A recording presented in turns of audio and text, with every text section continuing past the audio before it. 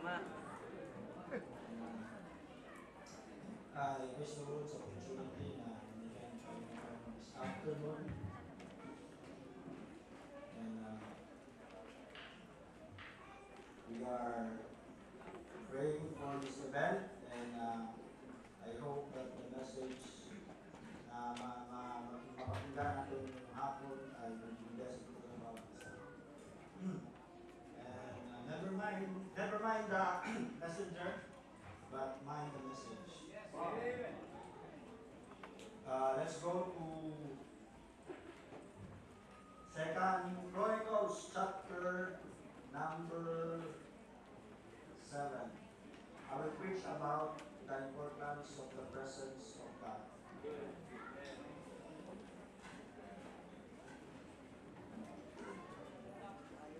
2 Chronicles chapter number 7. Verse number 1 to 3. 2 Chronicles chapter number 7, verses 1 to 3. 47. 2 Chronicles chapter 7. Chapter 7, verses 1 to 3. Tayo po yung tumayo at basahin po natin ang salita ng Panginoon. Nandiyan po ba tayo lahat? Amen. Now when Solomon had made an end of praying, the fire came down from heaven and consumed the burnt offering and the sacrifices, and the glory of the Lord filled the house.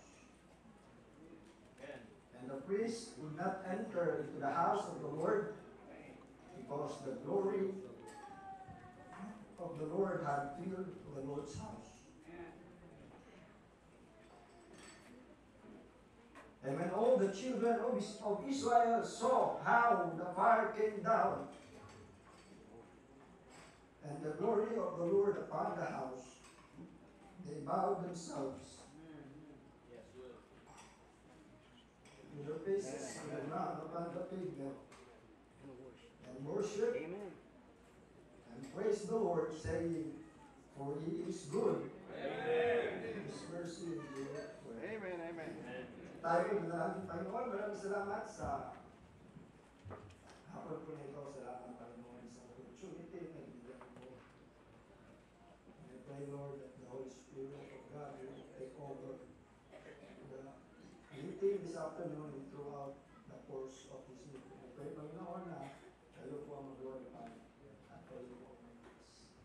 Ang panalangin sa Panginoon Jesus. So tayo po inuupo at sensya na po kayo at mababaw yung luha ko ay dahil na rin sa kaba. Amen. One of the important things that churches is missing today is the presence of God. Yep. Amen. In our day, it is the fire that is missing in the churches and the services and the gathering, and they become formalistic and dead because the Spirit of God is not present of the most churches right now.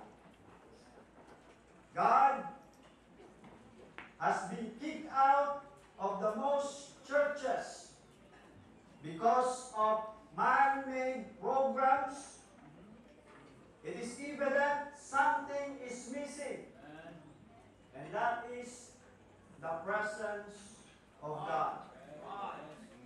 And we pray that this afternoon and throughout this camp meeting, we pray that the presence of God will be manifest and make an evident to this event. Because without the power of the Holy Spirit and without the presence of God, this meeting is nothing. Yes, that's right. Amen. And our text na binasa po natin sa hapon po na ito, at the end of Solomon's prayer, fire fell and the glory of God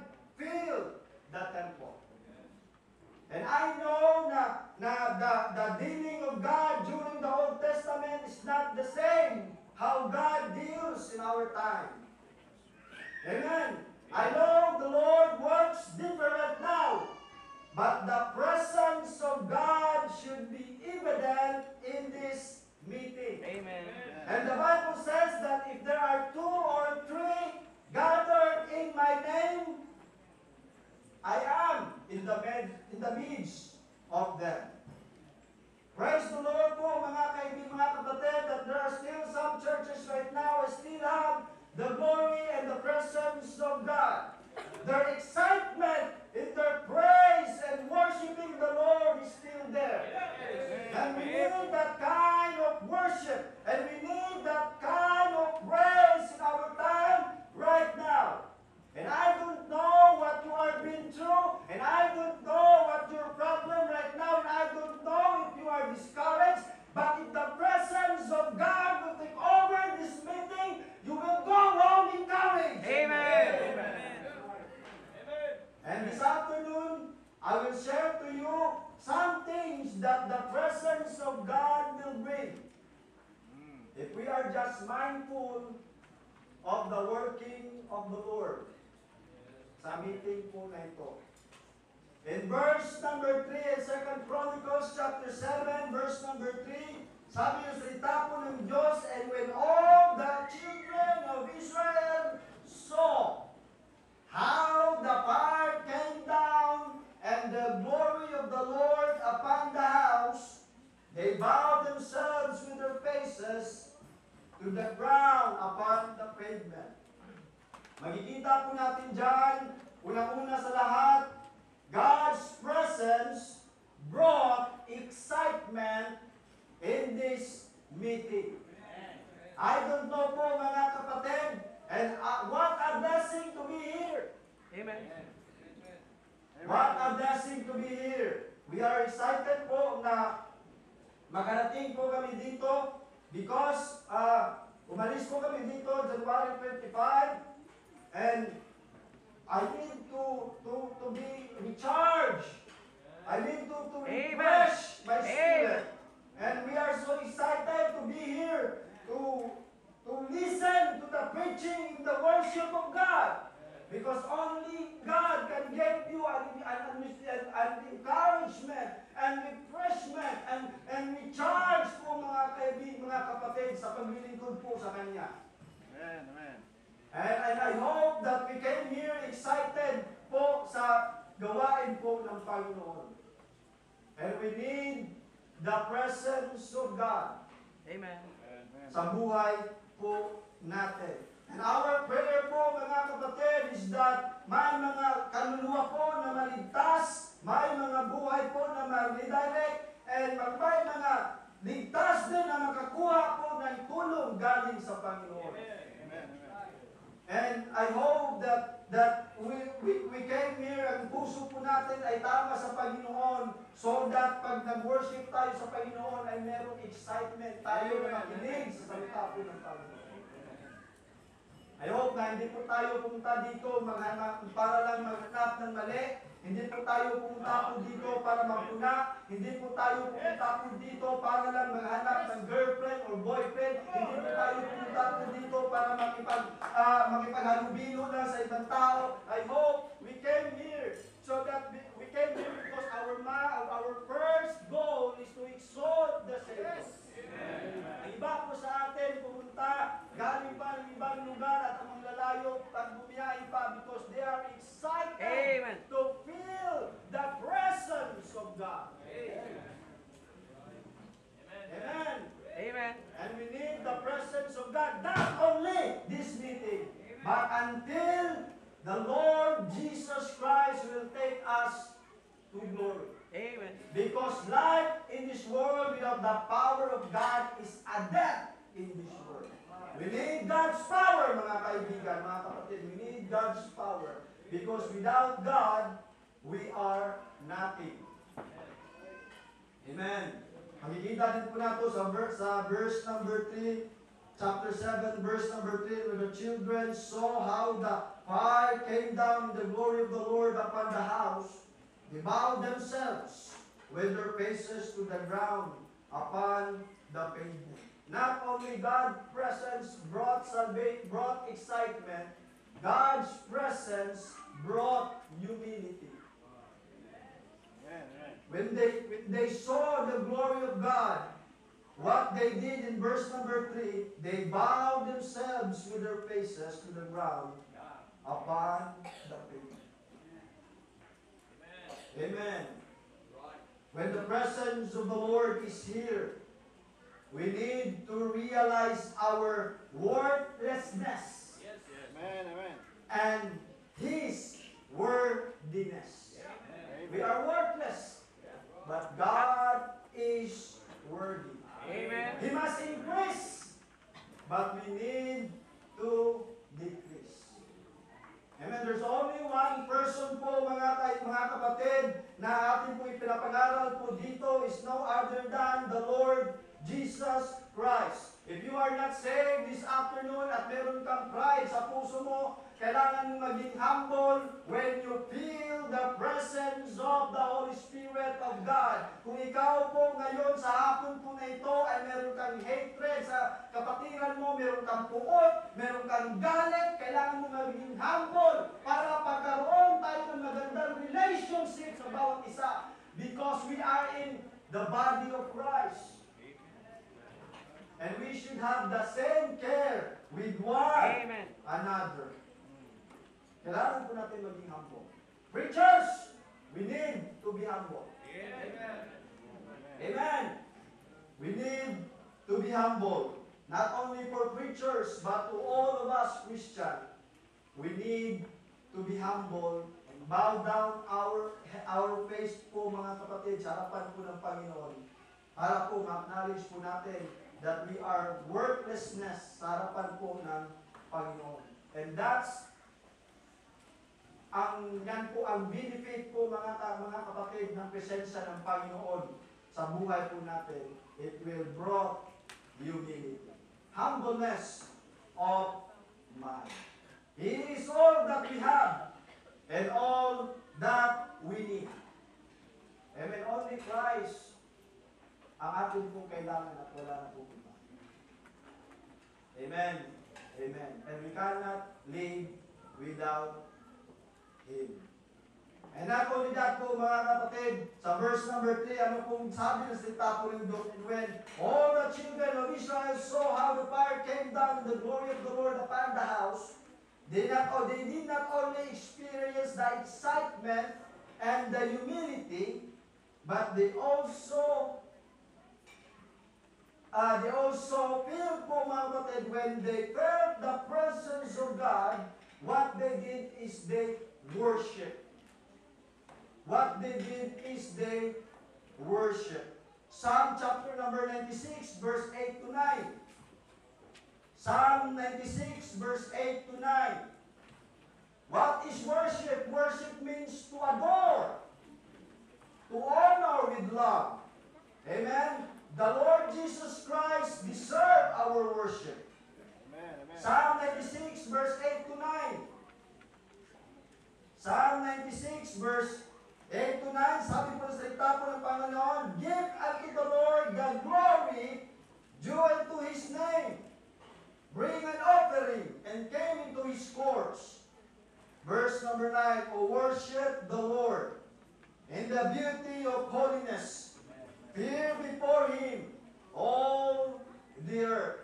Let's pray to God to lay aside everything that will hinder our worship and keep our mind and heart stay upon the word of the Lord and help us to worship Him throughout this meeting.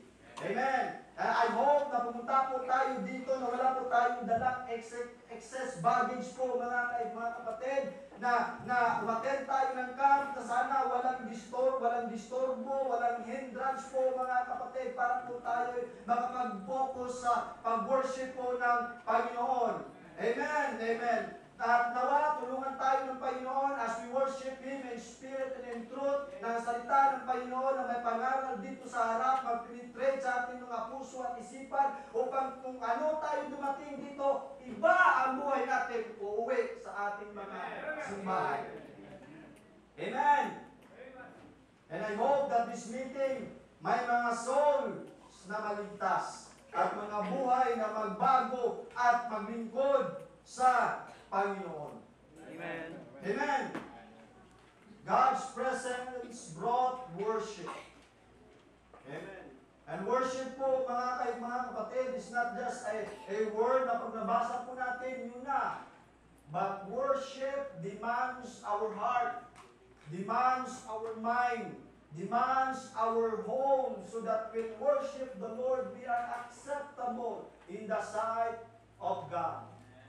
Amen. In that worship, it has to do with spirit and in truth. Amen. Amen. Amen. And not only that, verse number 3. Colossians, 2 Chronicles chapter number 7, verse number 3. God's presence brought excitement. God's presence brought humility. God's presence brought worship. Ang hirap talaga ng Bisaya pag English. Amen. And not only that, verse number 3, sabi na salita po doon, and the children, when all the children of Israel saw how the fire came down in the glory of the Lord upon the house, they bowed themselves with their faces to the ground upon the pavement, and worship, and not only worship, the presence of God brought grace. Right in the verse number 3. And all the children praise the Lord. Psalm chapter 150, verse number 6. Psalm 150, verse number 6. I hope gising pa po kayong lahat. Amen. Never mind the messenger. Mind the message of God from His Word. Psalm 150, verse number 6. Ano po sabi po na salita po ng Panginoon? Dito. Let everything that hath breath praise the Lord. Psalm 40, verse 1 to 3. Psalm chapter 40, verse 1 to 3. Sabi po ng salita po ng Panginoon, I waited patiently for the Lord, and He inclined unto me and heard my cry. Amen. He brought me up also out of an horrible pit, out of the miry clay, and set my feet upon a rock, and established my going. Verse number 3. And He hath put a new song in my mouth, even praise unto our God. Many shall see it, and fear shall trust in the Lord. Amen. I do not want the rock to praise the Lord, but we should praise the Lord. Amen. God can instruct the trees, the rock, to praise Him. But the Bible says that he that hath breath, praise the Lord. Sometimes po, mga kapatid, ang problema po natin is that we can only praise the Lord if our life, ay yung situation po natin sa ating buhay ay okay, walang problema. Amen. Sometimes we forget God. But when problems come, hard times comes, all day, lunch, and night, we praise God. Amen. The presence of God brought praise Amen. to them. And praise, it has to do with our gratitude toward God. Sinong ligtas dito? Amen. Amen. If you are saved, you have the Spirit of God dwells in you. And the Spirit of God will lead you and will help you to give an expression of thanksgiving to God. Amen. Amen. I know we have hard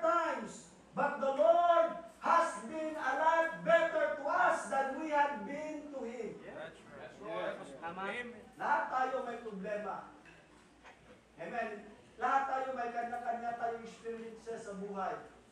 But in spite of all that, God is still good. Amen. In spite of our unfaithfulness, in spite of our sins, in spite of our pride po mga kapatid, God is still been so good to us. But the problem is po mga kapatid, kung nasa churches po natin tayo, sinong gusto magbigay ng praise sa Panginoon? Wala. Sinong gusto magbigay ng testimony para sa Panginoon? Wala. Tama. Sabi ni Apostle Paul, where is then that blessedness you spake of? Right. Amen. Amen. Pag nasabi ang moderator, ang ating pastor, sino gusto magpasalamat? Wala. You know why? Hindi ko ito makalimutan, sabi ng pastor namin, alam niyo kung bakit wala tayong gustong pasalamatan sa Panginoon? Because we don't pray. Amen! Alam ko, marami tayong gustong pasalamatan sa Panginoon. Marami tayong expression of gratitude para sa Panginoon. Pero ang ating pong demonstration ay hindi nakakatuwa sa harapan po ng Panginoon. Knowing na niligtas tayo ng Panginoon, hindi na tayo niligtas ng Panginoon. The Bible says that when the moment we got saved, He had blessed us with all spiritual blessings in heavenly places. Correct. The things in this world are all temporary. Don't dwell on the things on this world. Dwell on the things that will echo heaven. So that you can always give praise to our Savior. Let's continually have His praise in our mouth. Amen. Bad times, praise the Lord. Amen. Sakit yung mga katawan natin, praise the Lord. We are in yung maganda yung pamumuhay natin, praise the Lord. Makukulit yung mga anak natin, praise the Lord. Amen. Because God is worthy of our praise. And that is what God's presence brought po mga kapatid sa buhay po natin is praise. An expression of gratitude toward God.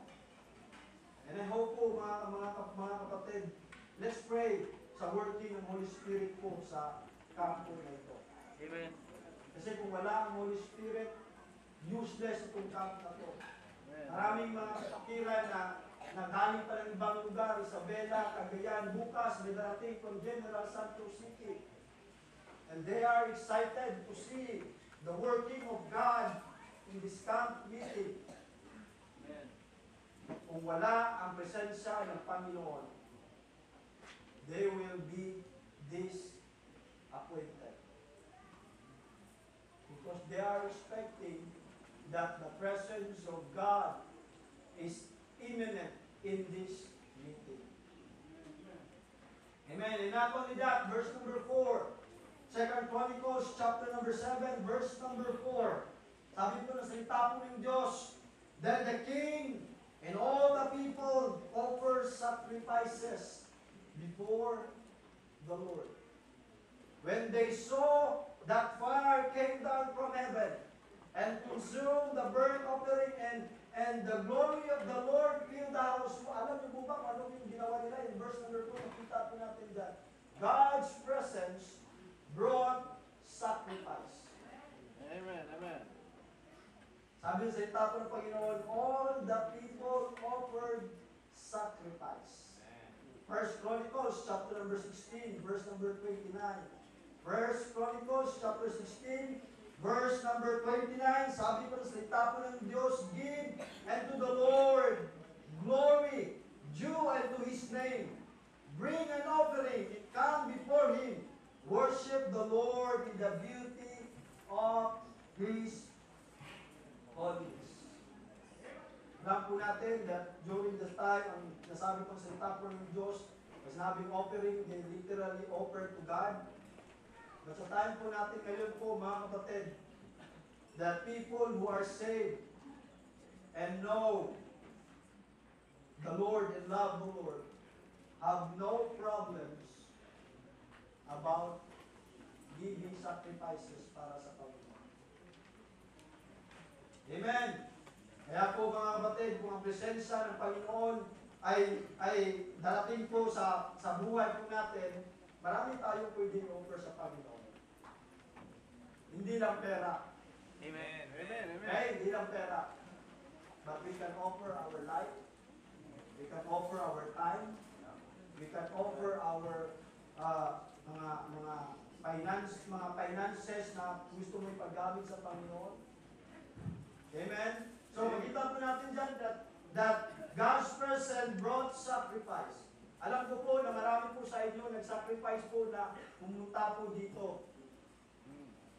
Because ang puso nyo ay gusto makapakinig ng panangaral po na salita po ng Panginoon, gusto makapag-fellowship sa bawat isa. Alam ng Panginoon ang puso po ninyo, alam ng Panginoon ang mga sacrifices na ginawa nyo. We may not a reward to give you, but we have a God that does.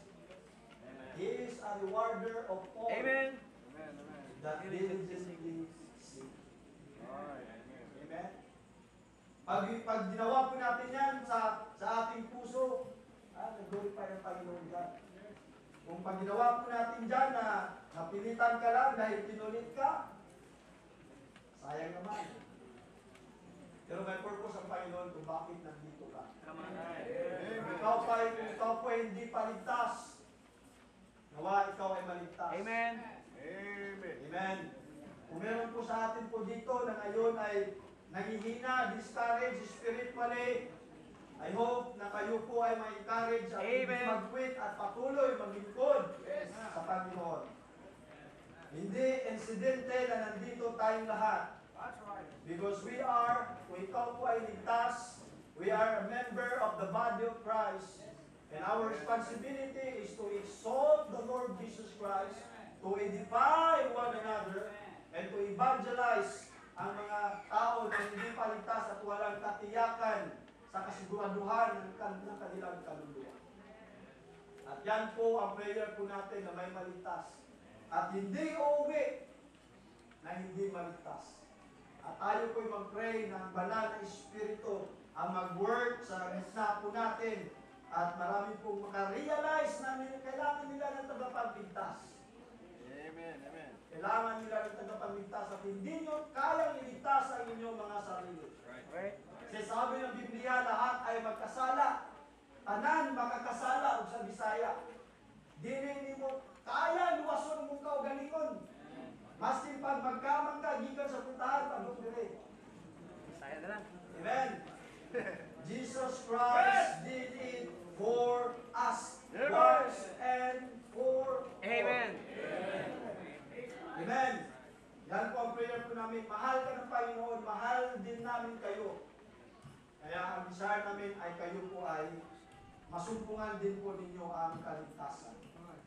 Verse number 6, 2 Chronicles chapter 7, verse number 6. Ano po sabi po sa tapo ng Diyos? And the priests waited on their offices, the Levites, also with instrument of music of the Lord, which David the king had made to praise the Lord. Because his mercy forever, when they were praised by their ministry, and the priests and sounded trumpets before them, and all Israel stood.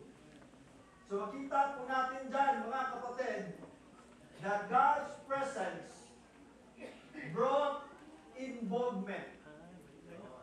Notice the word sa verse number 6. Makita po natin dyan yung priest, Levites, and all Israel. Nung nakita nila ang glory ng Panginoon na bumaba and fill the house, what did they po, mga kapatid? Priests, Levites, and all Israel stood. 1 Chronicles chapter 13, verse number 8. 1 Chronicles chapter number 13, verse number 8.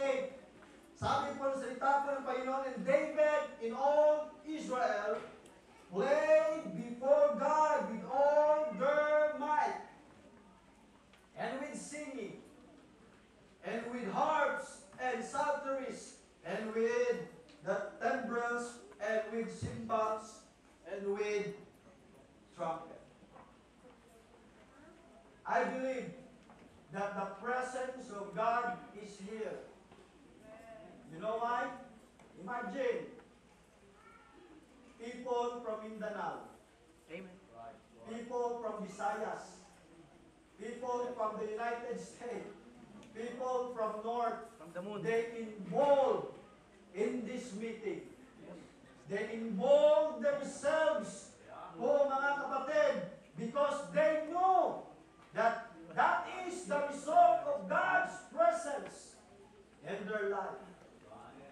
Imagine mo, Bisaya, Ilocano, Ilonggo, ano pa, lahat nandito. Visayas, Mindanao. Hindi tayo nag-away-away. Amen. Walang supremacy sa atin dito. Marami kami, mga Bisaya kami. Marami kami, mga Tagalog kami. Marami kami, mga Amen. Tagalog kami. Wala. Alam niyo kung bakit? Dahil meron tayong lahat Espiritu ng Panginoon. Yep. Kasi Thank kung you, Lord. wala tayong Espiritu ng Panginoon, ito ka na. But that is the beauty of being saved. Amen. Neither Jew nor Gentiles, bond or free, sa harapan ng Panginoon, tayo isa. Lahat niligtas ng Panginoon. Lahat binayaran ng dugo ng Panginoon. Lahat gusto mag-worship Amen. sa Panginoon. Lahat gusto mabigyan ng papuri ang Panginoon. That's why we are here. Because we want to be involved in the work of Amen. God. And that's the work of the Holy Spirit po sa buhay po ng bawat isa. Kahit sa binasa po natin na chapter po sa 2 Chronicles chapter number 7, pati ang Panginoon nag-involve sa kanyang pagbigay po ng glory. Kung meron po sa inyo dito sa hapon po ito ngayon na nanibago at first time nyo makita ang mga ganitong gathering na we loudly sing from our hearts the music of God, the hymns, the spiritual songs. Kasi sa church nyo, drum ang napapakinggan nyo. Amen. Kung meron po sa atin dito na ikaw ay nagulat of the way how we worship, ang prayer po namin is please get involved. Amen. Amen. Get involved.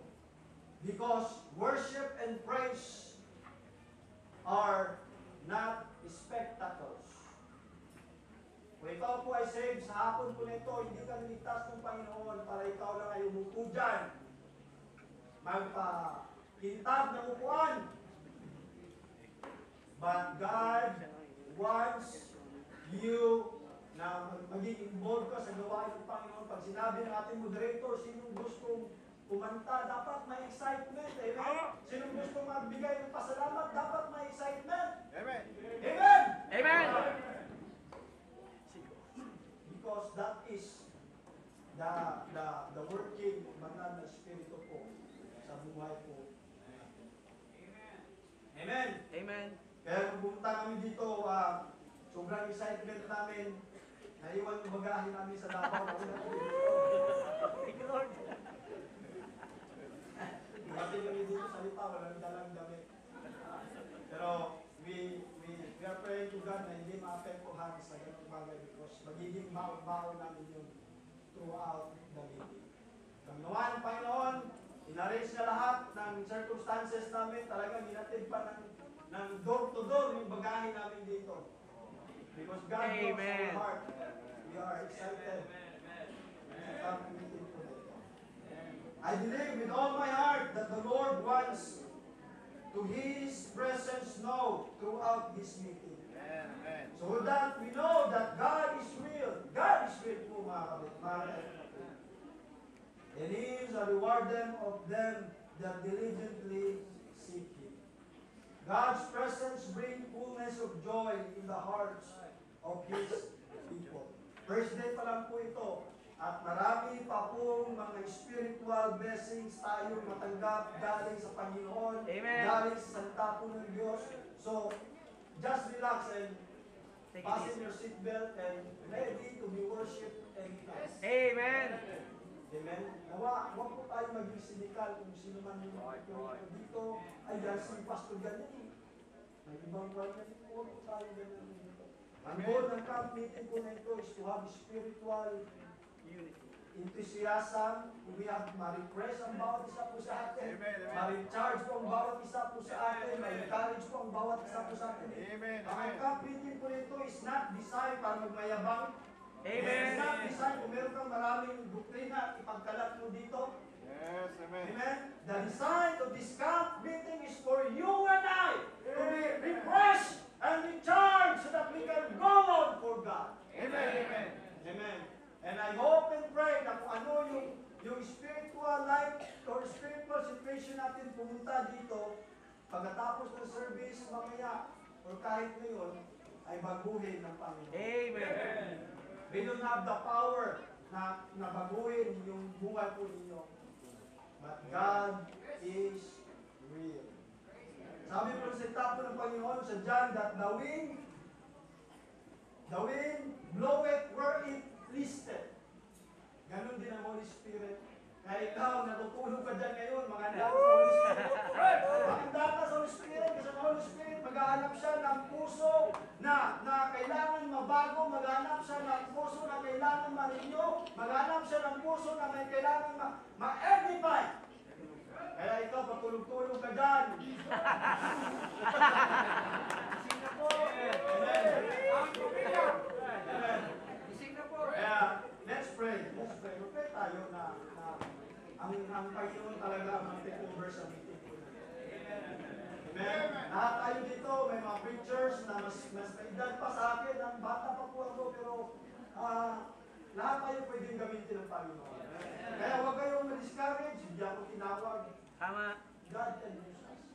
Kaya ang desire ko po talaga, gusto ko lang makinig at ma-encourage. Amen. Pero opportunity, bigyan ng Panginoon sa mga blessing po sa bawat. Amen. Tayo po na lang, Panginoon, maraming salamat sa hapon po na ito. Salamat po sa opportunity na binigay niyo po sa akin. And I pray, Panginoon, na kayo po ang magmuna sa meeting po na ito. Mapayan po namin, Panginoon, ang presence ninyo at ang banal na Espiritu. At patuloy po kayong mag-work, Lord, at alam niyo po ang puso ng bawat isa po dito, Panginoon. And I pray, Lord, that ang mag-usapan po sa hapon po nito ay sa inyo naman po, Panginoon, ang glory, ang credit, wala po sa sinong tao. Help us, Lord, na magkaroon po ng real worship, Lord, real praise po sa inyo. Para po ang relationship po namin, Panginoon, sa inyo is more sweeter and more excitement po, Panginoon, while waiting po sa inyong pagbukay. Kung meron man po akong mga nasabing, hindi po napagbigay po ng glory, Panginoon, I pray na kayo po, Lord, bigay po ng understanding and wisdom, Lord, sa bawat isa po sa amin. I pray din, Lord, sa susunod na preacher na iyong gamitin, Yes, Lord. please open our hearts and mind, Panginoon, so that kunin lang, makuha namin ang lahat namin makuha at may apply po namin, Lord, sa mga araw na buhay Kristo. Ito ang panalangin sa pangalan ni Kristo Jesus. Amen.